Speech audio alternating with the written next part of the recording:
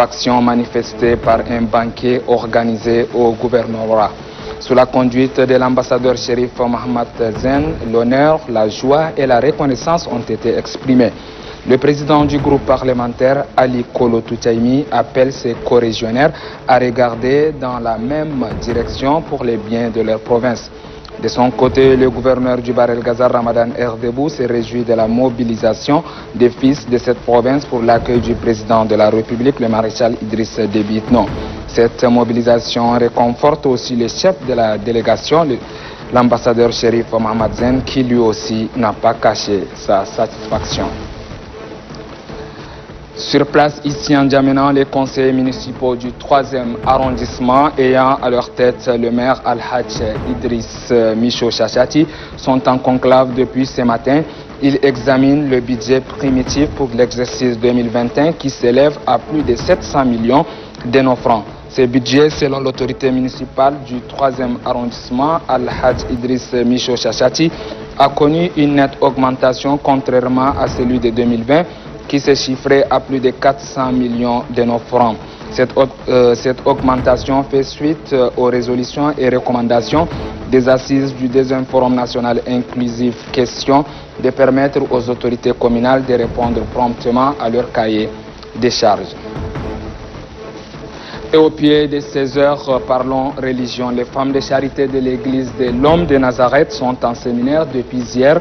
Ici, même en N'Djamena, elles vont durant 5 jours échanger autour des versets tirés des psaumes de David. Le messager des bonnes nouvelles sont une armée, une source d'inspiration pour ces femmes qui élèvent leur voix au ciel pour que les théâtres entrent dans le plan de Dieu en cette période difficile. Ces séminaires d'évangélisation visent par ailleurs à outiller les évangélistes dans leur tâche pour la vulgarisation de la parole de Dieu. Et voilà qui met terme à ces flashs d'informations en français. À présent, la version en arabe, et c'est avec vous, حسن جدا ومخ. ميرسي علي، اهلا بكم مجددا المشاهدون الاعزاء. دشن صباح اليوم وزير التربيه الوطنيه وترقيه المواطنه ابو بكر الصديق شرومه دشن صحريين للمياه الصالحه للشرب بكل من ثانويه الدجيل المركزي ومدرسة حمر القوس بالدائرة الثانية.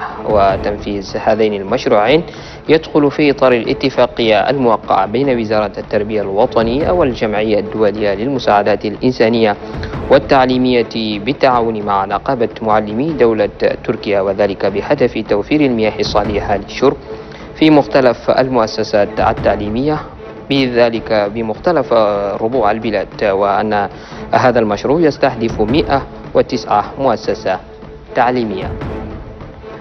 عبر صور نأخذكم إلى ولاية بحر الغزال وتحديدا بمدينة مصر، حيث أقام ليلة البارحة حاكم ولاية بحر الغزال رمضان إردبو معدوبة عشاء على شرف كوادر بحر الغزال المشاركين في زيارة مشير جاد إلى مدينة مصر، ويتقدمهم وزير الإعلام الناطق الرسمي باسم الحكومة السفير شريف محمد زين. وخلال هذه المعدوبة عبر وزير الإعلام عن رضاه التام بما قدمه أبناء بحر الغزال من استقبال شعبي كبير لمشير جاد، ودعا الجميع إلى الوحدة والتضامن من أجل تنمية المنطقة.